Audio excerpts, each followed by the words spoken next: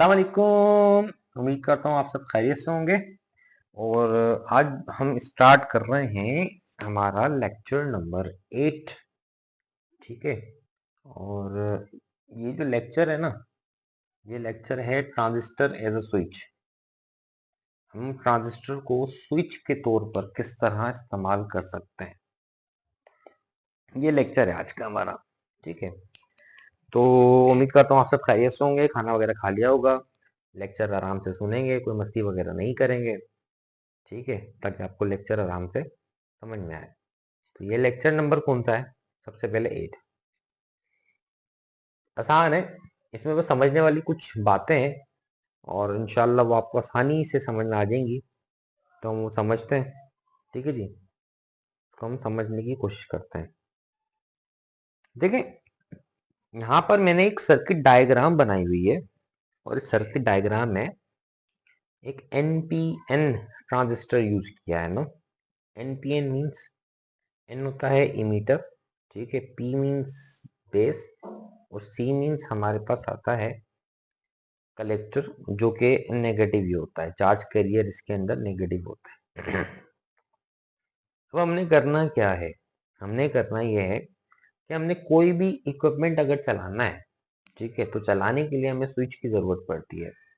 वह हम on off भी करना चाहते हैं, लाजमी सी बात है। मिसाल के तौर पे एक बल्ब हमने जलाना है, उस बल्ब को जलाने के लिए हमें क्या चाहिए? एक स्विच चाहिए ऑन ऑफ करने के लिए। अब देखो, यहाँ पर हम रिले भी यूज कर सकते हैं, बटन्स भी यूज करते हैं, सिंपल तरीका है जो भी है। लेकिन जो इलेक्ट्रॉनिक सर्किट्स हमारे पास होते हैं, इलेक्ट्रॉनिक सर्किट्स के अंदर स्विच को ऑन करने के लिए, कोई भी इक्विपमेंट स्टार्ट करने के लिए हमें पावर की बहुत ज्यादा जरूरत होती है।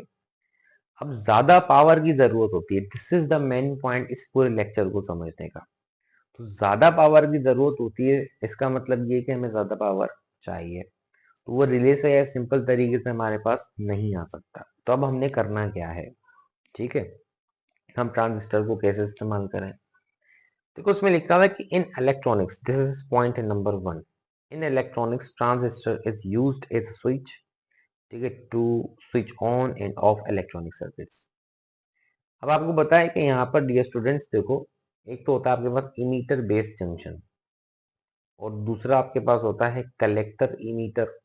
ठीक है, या हम इसको कह सकते हैं कि बेस कलेक्टर जंक्शन। तो यहाँ पर मेन पॉइंट दूसरा ये है कि जो कलेक्टर और emitter are the terminals of the switch. लाजमी सी बात है, अगर हमने इस ट्रांजिस्टर को यूज करना है एज अ स्विच, तो हमने बाहर स्विच में तो लगाना पड़ेगा ना बाहर। मतलब कोई भी इक्विपमेंट हमारे पास, मिसाल के तौर पे आपके पास है ना, कोई इक्विपमेंट है, ठीक है, ये बल्ब, मैं आप यहाँ पे एक पिक्चर बनाता हूँ।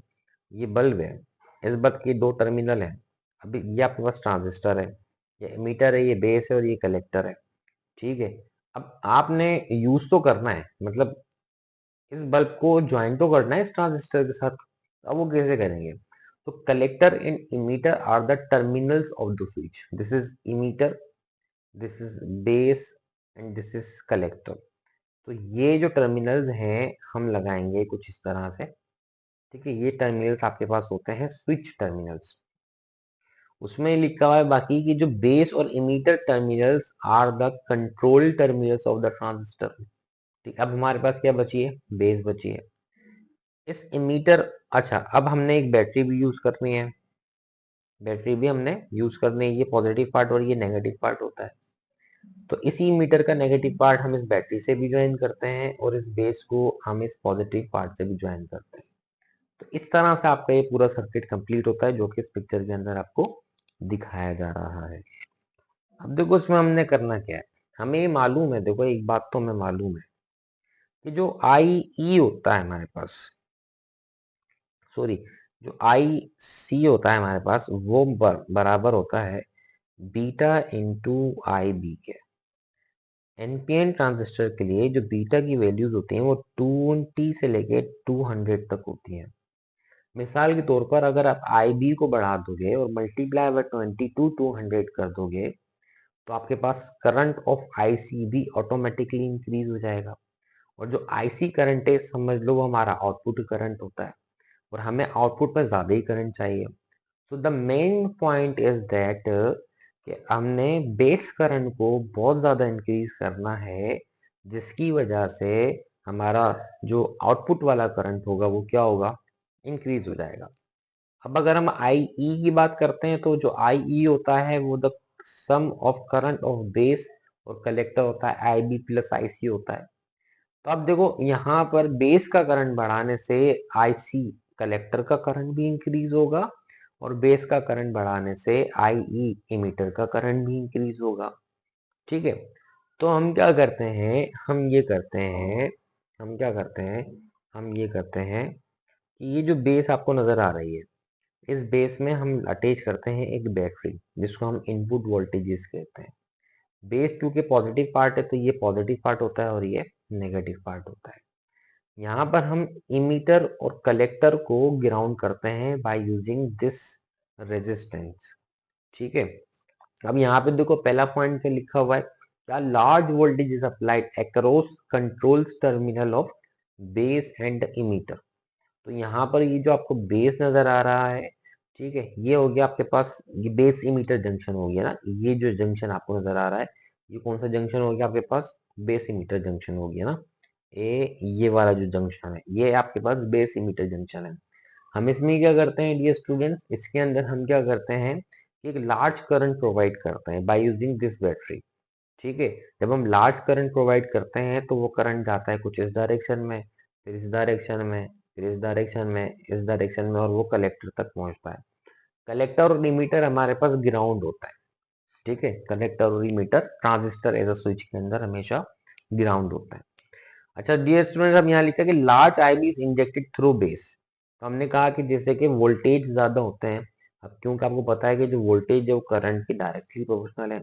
अगर आप इनपुट के अंदर लार्ज वोल्टेजेस अप्लाई करोगे तो आईबी के पास लार्ज करंट जाएगा। जब लार्ज करंट जाएगा तो आईसी का जो करंट होगा वो ऑटोमेटिकली इंक्रीज हो जाएगा। अच्छा जी, अब होता क्या है कि कलेक्टर और इमीटर को भी हमने ज्वाइन करना होता है और ग्राउंड करना होता है। तो कलेक्टर और इमीटर को हम ज्वाइन करते हैं बाय यूजिंग दिस रेजिस्टेंस, और ये रेजिस्टेंस हम एक स्मॉल वैल्यू रेजिस्टेंस रखते हैं। ठीक है, यहाँ पे मैंने लिखा हुआ है resistance should be very small between E and C. तो ई एंड सी के दरमियान में जो रेजिस्टेंस होनी चाहिए वो बिल्कुल स्मॉल होनी चाहिए।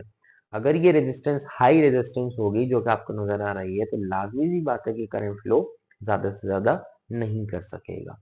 सो डियर स्टूडेंट्स, यहाँ पे क्या होता है, जो मेन पॉइंट है ये है कि आईबी का करंट बढ़ाओगे, कलेक्टर का करंट बढ़ेगा और इमीटर का भी बढ़ेगा, जिसकी वजह से आपका जो इलेक्ट्रॉनिक इक्विपमेंट होगा उसको ज्यादा करंट मिलेगा और वो ऑन हो सकेगा। अब क्योंकि इमीटर और कलेक्टर ग्राउंड होते हैं तो उसको हम एज अ फिगर इस तरह भी बना सकते हैं। ये कलेक्टर आपके पास होता है, ये इमीटर होता है। ठीक है, ये ग्राउंड हुए हैं दोनों, यहाँ पे बैटरी लगी हुई है और ये इमीटर से जा रहा है करंट कलेक्टर के पास इस तरह से यूं, और ये हमने एक एमीटर यूज किया हुआ है जिसके अंदर हम करंट को डिटेक्ट कर सकते हैं। सो डियर स्टूडेंट्स, यहाँ पे मैंने लिखा सी और ई आर एट ग्राउंड। सी जो ई होता है ये हमेशा ग्राउंड पर होता है। अब हम बात करते हैं स्विच ऑफ की। अगर हमने स्विच ऑफ करना तो भाई लाजमी सी बात है, हमने क्या करना है, कलेक्टर हमारे पास एज आउटपुट यूज हो रहा है ना, कलेक्टर क्या यूज हो रहा है, आउटपुट यूज हो रहा है। तो कलेक्टर हमारे पास फॉर्मूला है बी इंटू आई बी। जब आई बी हम जीरो कर देंगे, जब हम कोई करंट ही प्रोवाइड नहीं करेंगे, बैटरी नहीं लगाएंगे, तो आईसी की वैल्यू हमारे पास ऑटोमेटिकली क्या हो जाएगी, जीरो। तो ये हमने यहाँ पर ये चीज भी लिखी है। अगर हम रेजिस्टेंस की बात करते हैं through a collector, so resistance of a collector can be calculated by using VCE divided by IC. So VCE is the potential difference between collector and emitter junction. ठीक है, IC अब हमारे पास क्या है, जीरो है। जीरो पुट करते हैं किसी भी चीज के नीचे, आंसर आता है इन्फिनिटी।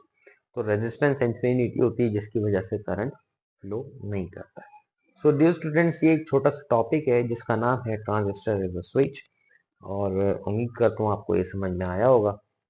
और ट्रांजिस्टर एज अ स्विच का मतलब क्या है, इसका मतलब यही है कि हमने इलेक्ट्रॉनिक सर्किट के अंदर इक्विपमेंट्स को स्टार्ट करने के लिए जो स्विच यूज करते हैं ताकि हमें पावर ज्यादा से ज्यादा मिले, इसलिए हम ट्रांजिस्टर को एज अ स्विच यूज करते हैं।